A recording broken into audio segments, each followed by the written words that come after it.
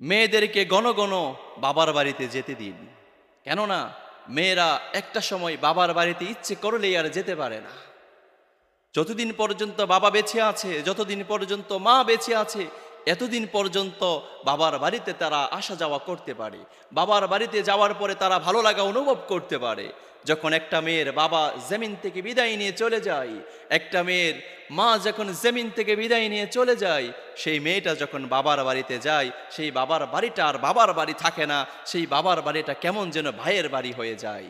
আর ভাইয়ের বাড়ি যখন হয়ে যায়, তখন সেই মেয়েটা যেখানে বড় হয়েছে, যেখানে শৈশব কাটিয়েছে, যেখানে কৈশোর কাটিয়েছে, সেই মেয়েটা দেখা যায় সেই ঘরের মধ্যে গেলে আগের মতো আর আপ্যায়ন পায় না, আগের মতো আর ভালোবাসা পায় না। কেননা এখন বাবা বেঁচে নেই, এখন মা বেঁচে নেই।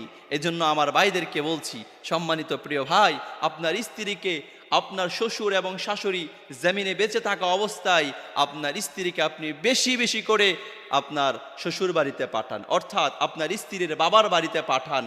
বাবা এবং মা বেঁচে থাকা অবস্থায়, বাবা আর মা বেঁচে যখন থাকবে না, তখন সে ইচ্ছে করলে বাবার বাড়িতেই যেতে পারবে না।